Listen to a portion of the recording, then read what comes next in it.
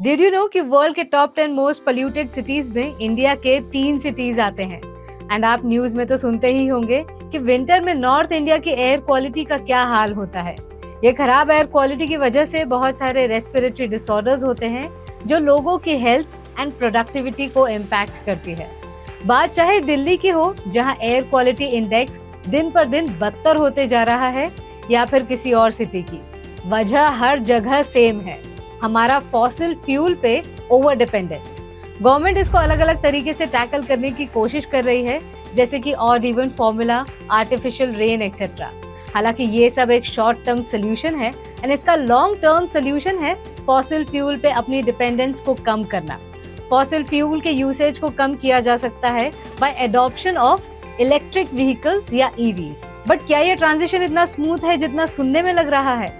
क्या इंडिया सही में ईवी रेडी है एंड गवर्नमेंट क्या रोल प्ले कर रही है ईवीज को प्रमोट करने में? ये सब जानेंगे आज के इस वीडियो में। साथ ही आपको बताएंगे 4 ईवी स्टॉक्स जो लॉन्ग टर्म में आपको एक अच्छा रिटर्न दे सकते हैं। चलिए शुरू करते हैं एक डेटा से। इंडिया में ईवी का मार्केट शेयर महज 2.4% का है एंड इसमें भी major share 2 wheeler and 3 wheelers का है। वहीं अगर बात दूसरे देशों की करें तो Norway 80%, China 22% and United states 6%। आप सोच रहे होंगे कि ईवी तो काफी टाइम पहले लॉन्च हुआ था, बट अभी तक ये डोमिनेट क्यों नहीं कर पाया? तो इसके कई सारे रीजंस हैं। One of the main reasons है लैक ऑफ चार्जिंग इंफ्रास्ट्रक्चर। जिस तरह से हमें हर 2 किलोमीटर पे पेट्रोल पंप मिल जाते हैं, उस तरह से चार्जिंग स्टेशंस नहीं मिलते। एंड जब लोग अपने व्हीकल्स इजीली चार्ज नहीं कर पाएंगे तो खरीदेंगे भी नहीं। दूसरी बड़ी वजह है ड्राइविंग रेंज। कम रेंज होने की वजह से ईवीज का यूज इंट्रा सिटी ट्रैवल तक ही लिमिटेड हो जाता है। थर्ड बड़ी वजह है प्राइसिंग। इंडिया में किसी नॉर्मल कार के कंपैरिजन में ईवीज का प्राइस ज्यादा है। After sale services and repair facilities भी उस तरह से एस्टैब्लिश नहीं है जैसा कि पेट्रोल या डीजल व्हीकल्स में है, क्योंकि ईवीज के काफी पार्ट्स इंडिया के बाहर से इंपोर्ट किए जाते हैं। तो क्या हम समझे कि ईवी का कोई फ्यूचर नहीं है इंडिया में? तो ऐसा बिल्कुल भी नहीं है। गवर्नमेंट ईवी सेक्टर को प्रमोट करने के लिए अपने एंड से हर पॉसिबल कोशिश कर रही है। इनके कुछ एफर्ट्स पे बात करें तो सबसे पहले आता है जीएसटी।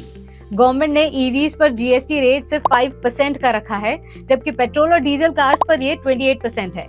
इस रिडक्शन से आपको ईवीज के ऑन रोड प्राइसेस में कमी देखने को मिलेगी। नेक्स्ट आता है फेम 2 स्कीम, जिसे हम faster adoption and manufacturing of electric vehicles in India भी कहते हैं।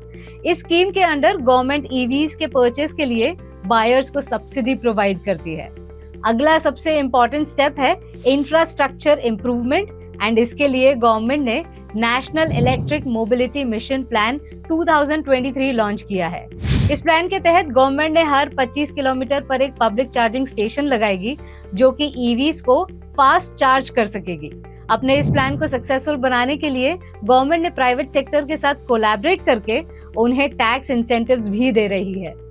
यहाँ तक एक बात तो साफ है कि ईवी इंडिया में नेसेंट स्टेज में है एंड जब कोई चीज डेवलपिंग स्टेज में होती है तो उसमें इन्वेस्टमेंट स्कोप भी काफी अच्छा होता है। तो देखते हैं 4 स्टॉक्स जो ईवी सेक्टर से जुड़े हैं एंड एज एन इन्वेस्टर आपको अच्छा रिटर्न्स दे सकते हैं। पहला, एक्साइड इंडस्ट्रीज।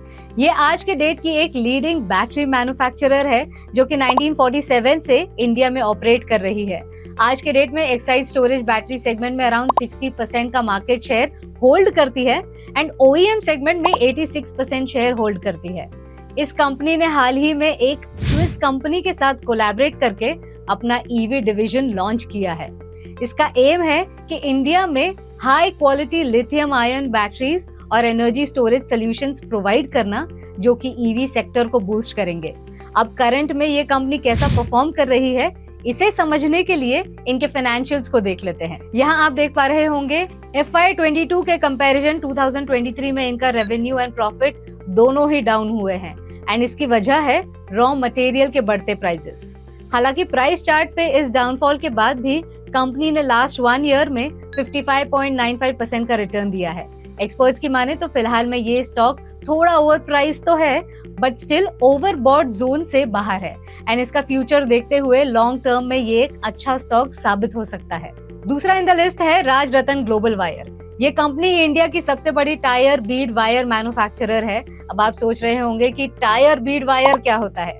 ये वो तार होता है जो टायर के अंदर लगता है और टायर को रिम से जोड़े रखता है। राजरत्न ग्लोबल वायर ने रिसेंटली एक नया प्रोजेक्ट लॉन्च किया है जो है EV grade tyre Beed wire. इससे ईवी का वेट कम होगा और उनकी बैटरी लाइफ और एफिशिएंसी बढ़ेगी एंड साथ ही ईवीज के टॉर्क एंड स्पीड को मैनेज करने में भी हेल्प करेगी।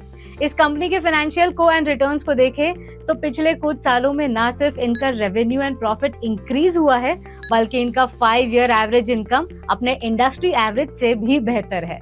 फिलहाल 1 साल का रिटर्न तो इस कंपनी का आपको अपसेट कर सकता है, बट 5 इयर्स रिटर्न यहाँ 1876% का देखने को मिलेगा एंड फ्यूचर में भी कुछ ऐसे ही परफॉर्मेंस का इनसे उम्मीद किया जा सकता है। Power grid corporation of India limited, शायद आपको ना पता हो बट ये कंपनी इंडिया की सबसे बड़ी पावर ट्रांसमिशन कंपनी है एंड निफ्टी 50 इंडेक्स का एक हिस्सा है। वैसे तो इस कंपनी का मेन काम है पावर ट्रांसमिशन का, बट ये ईवीज के लिए charging station and charging facilities भी बना रही है। आइए अब देखते हैं इनके फाइनेंशियल एंड प्राइस परफॉर्मेंस को। जैसा कि आप यहाँ देख पा रहे होंगे कि लास्ट कुछ सालों में इनके रेवेन्यू एंड प्रॉफिट कंसिस्टेंट रहे हैं एंड इसमें कोई मेजर अंतर हमें देखने को नहीं मिल रहा है। प्राइस चार्ट पे इस कंपनी ने अपने शेयर होल्डर्स को लास्ट 1 ईयर में अराउंड 27% का रिटर्न दिया है। पावर ग्रिड का स्टॉक प्राइस का वैल्यूएशन भी काफी रीजनेबल है। नेक्स्ट इन द लिस्ट है Motherson Sumi wiring India limited. ये कंपनी इंडिया की लार्जेस्ट वायरिंग हार्नेस मैन्युफैक्चरर है जो कि 1986 से इस फील्ड में काम कर रही है। जो वायरिंग हार्नेस नहीं जानते उनको बता दूं कि ये एक ऐसा डिवाइस है जो इलेक्ट्रिकल वायर्स को एक बंडल में बांध के उन्हें ऑर्गेनाइज और प्रोटेक्ट करता है। वायरिंग हार्नेस का यूज बहुत सारे इंडस्ट्रीज में होता है जैसे कि automotive, aerospace and medical.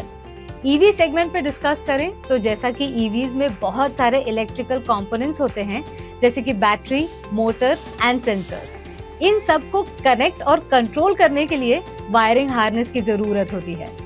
Wiring harness EVs को एफिशिएंट, सेफ और रिलायबल बनाता है। अब मूव करते हैं इनके फाइनेंशियल्स एंड प्राइस चार्ट पे। FY 2023 में इस कंपनी ने 487 करोड़ का मुनाफा दर्ज किया, वहीं इनका रेवेन्यू 7079 करोड़ का है। एक साल में इस कंपनी ने अराउंड 4% का रिटर्न दिया है, वहीं लास्ट 5 इयर्स में 36% का है। ये था हमारा आज का ईवी रिलेटेड वीडियो। यहाँ हमने जितने भी स्टॉक्स बताए हैं वो मे भी आपको अभी उतने प्रॉफिटेबल ना लगे, बट जैसे जैसे ईवी सेक्टर में इम्प्रूवमेंट्स आएंगे इन स्टॉक्स में आपको तेजी देखने को मिल सकती है। अगर आपने इनमें से किसी भी स्टॉक में इन्वेस्ट किया है तो कमेंट करके अपना एक्सपीरियंस जरूर शेयर करें।